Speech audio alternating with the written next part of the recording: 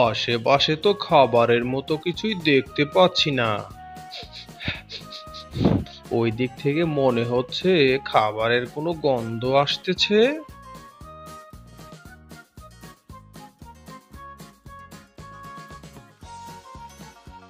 ধুর বাবা, এ তো দেখছি একটি মাছের কাঁটা। আহ, কি গন্ধই না বের হচ্ছে এই কাঁটা থেকে। এদিকে পুকুরের ধারে দুইটি সিংহ মাছ খাওয়া নিয়ে ঝগড়া শুরু করে দিচ্ছিল। আর দুষ্টু শেয়াল সেই সিংহদের ঝগড়া লুকিয়ে লুকিয়ে দেখতেছিল। এই শোন, এই মাছটা আমি খাবো।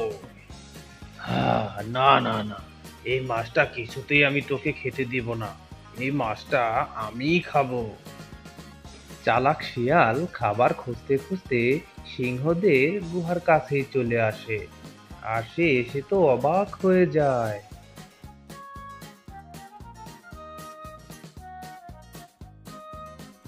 ওরে বাবা, কত মাছ!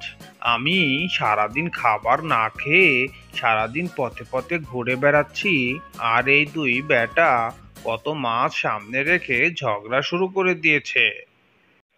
সিংহ দুটো তাদের এই মাছ নিয়ে ঝগড়া করার মধ্যেই তাদের হাত থেকে একটি মাছ ছুটে অন্য একটা জায়গায় গিয়ে পড়ল।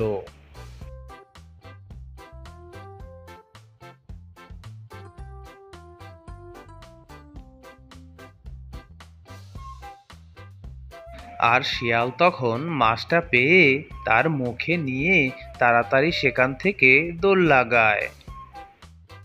এরই মধ্যে একটি সিংহ শিয়ালকে মাছ নিয়ে পালাতে দেখে ফেললো।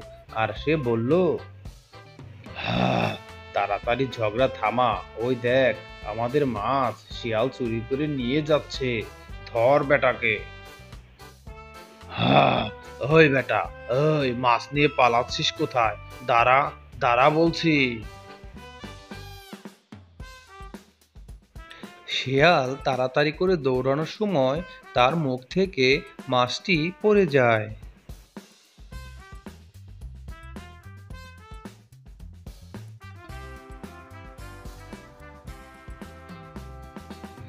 সিংহ দুটো তখন মাছটি তাড়াতাড়ি ধরে ফেলে। আর একটি সিংহ সেই মাছটি খেয়ে নেয়। আর সিংহ দুটো তখন আবার ঝগড়া শুরু করে।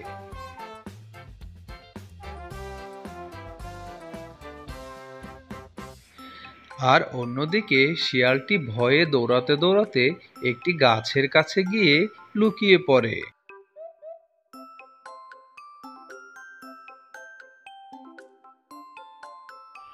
আহ, সারাদিন না খেয়ে আজকে শরীরটা তো এমনিতেই অনেক ক্লান্ত লাগছে। আর খাবারটা মুখের কাছে পেয়েও খেতে পারলাম না। আর খালি পেটে দৌড়ে জানটা আমার প্রায় যায় যায় অবস্থা। আরে, কোনো একটা খাবারের গন্ধ আসতেছে নাকে মনে হচ্ছে। যাই তো এগিয়ে দেখি কিসের গন্ধ আসতেছে নাকে।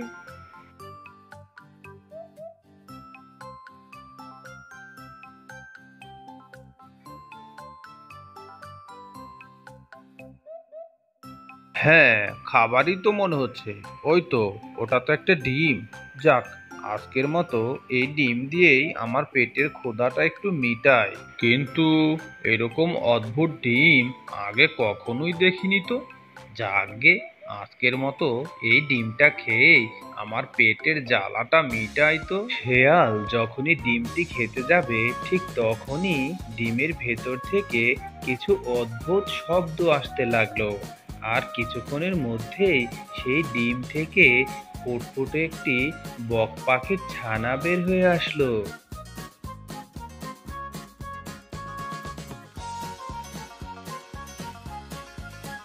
মা, মা, তুমি আমার মা?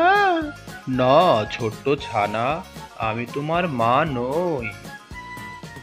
এই বলে শিয়াল সেখান থেকে চলে যেতে লাগলো। মা, মা, ও মামা, তুমি আমাকে ছেড়ে যেও না মা। আমি তোমার ছানা মা। আর আমার খুব ক্ষুধা লেগেছে মা। আমাকে কিছু খেতে দাও না মা, যেও না মা। কিছুক্ষণ পর শেয়াল সেখানে আবার ফিরে আসলো।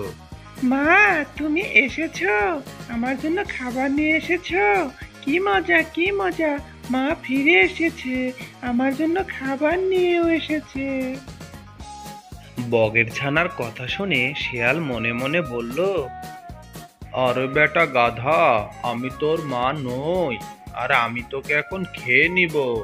মা, মা, আমার লক্ষ্মী মা, আমাকে খাবার দাও না মা, ভীষণই ক্ষুধা পেয়েছে।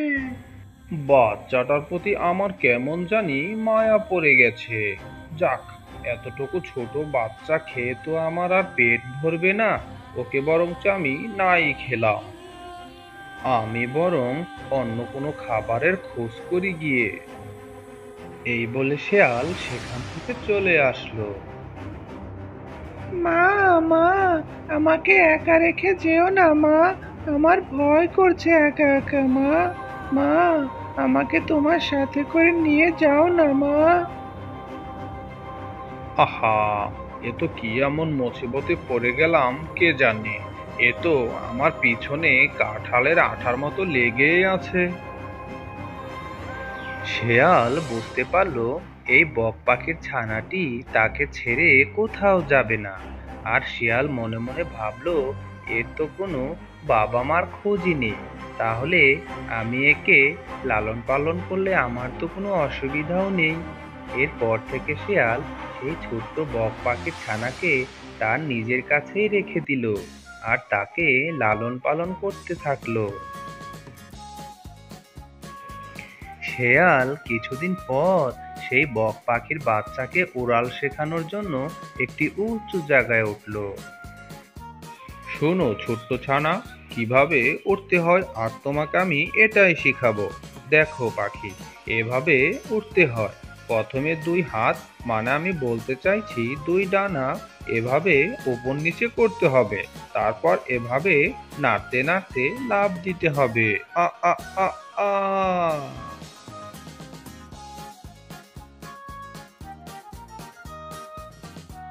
আহ, হি, হি, হি, হি, হি, হি, হি, হি, হি, হি, হি।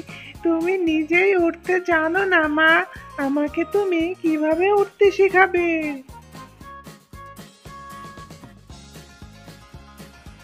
ওহো, আমার সমস্ত হাড়গোড় মনে হয় সব গুঁড়ো গুঁড়ো হয়ে গেছে। দেখো ছোট ছানা, তুমি এভাবেই চেষ্টা করতে থাকো।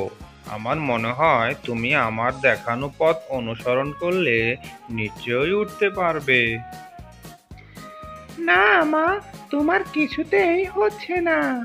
আমি তোমার মতো করে উড়তে গেলে কখনোই ওরা শিখতে পারবো না। ওই তো একটি প্রজাপতি দেখা যাচ্ছে, আমি ওর মতো করে উড়তে চেষ্টা করে দেখি পারি কিনা। হ্যাঁ হ্যাঁ, হয়েছে হয়েছে, এবার তাড়াতাড়ি চলো, গুহায় ফিরে যাই।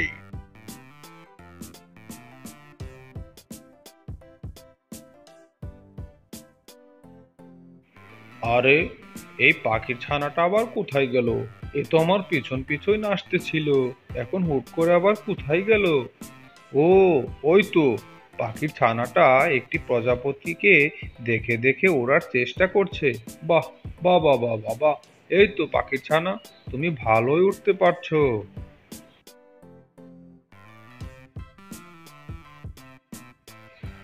এই দেখো মা, আমি পারছি। মা, তুমি দেখো, আমি একটু একটু করে উঠতে পারছি মা। তুমি দারুণ কাজ দেখিয়েছো ছোট্ট সোনা আমার, দারুণ। দেখেছো মা, আমি কত সুন্দর ওরা শিখে গেছি। এই দেখো মা, আমি কত সুন্দর করে ডানা ঝাপড়াচ্ছি। হ্যাঁ আমার লক্ষ্মী সোনা, তুমি খুব সুন্দর উঠতে শিখে গেছো।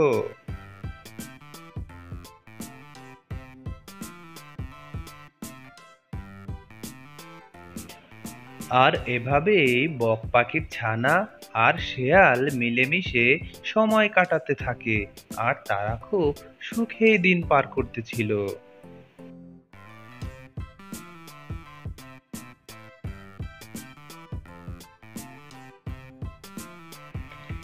এভাবে কেটে গেল বেশ কিছুদিন। বক পাখির ছানাটি এখন অনেক বড় হয়ে গেছে।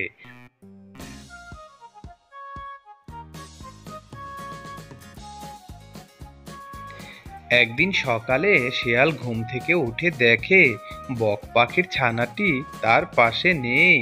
শিয়াল তো তখন ভীষণ চিন্তিত হয়ে পড়ে, আর সে বলে, কি ব্যাপার, এই সকাল সকালে বগের ছানাটি আবার কোথায় গেল?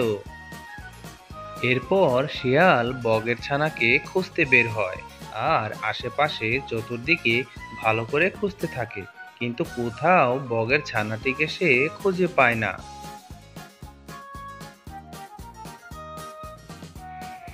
হঠাৎ করে খুঁজতে খুঁজতে শিয়ালের চোখ যায় একটি গাছের ডালের দিকে, আর সেখানে দেখতে পায় বগের ছানাটি সেখানে সুন্দর করে একটি বাসা বুনছে। বক পাখিটি তাকে রেখে একটি গাছের ডালে বাসা বুনছে দেখে শিয়াল তো খুবই মন খারাপ করে, আর সে মন খারাপ করে বাসায় এসে শুয়ে পড়ে। আর কিছুক্ষণ পর বক পাখিটিও তাকে ছাড়া ঘুমাতে পারে না, আর সেও শিয়ালের কাছে এসে শুয়ে পড়ে, আর তারা দুজনে ঘুমিয়েও পড়ে। দুটি সিংহ মাছ খাচ্ছিল। এমন সময় বক পাখি আর শিয়াল সেই রাস্তা দিয়ে যাচ্ছিল। বক পাখি সেই মাছ দেখে বলল, মা মা, আমার যে ভীষণই মাছ খেতে মন চাইছে, আমাকে মাছ এনে দাও না মা। কিন্তু ছানা, ওই মাছ আনতে গেলে তো আমার জীবনটাও নিয়ে নিতে পারে সিংহ। তুমি বরঞ্চ পরে মাছ খেয়েও। না মা, আমি এখনই মাছ খাবো, তুমি আমাকে মাছ এনে দাও না মা। আচ্ছা বেশ, তুমি এখানে দাঁড়াও, আমি মাছ চুরি করে নিয়ে আসছি। শেয়াল যখনই সিংহের কাছ থেকে মাছ চুরি করে দৌড় দিল, তখনই সিংহ দুটো শেয়ালকে ধরার জন্য তার পেছন পেছন দৌড় দিতে থাকলো।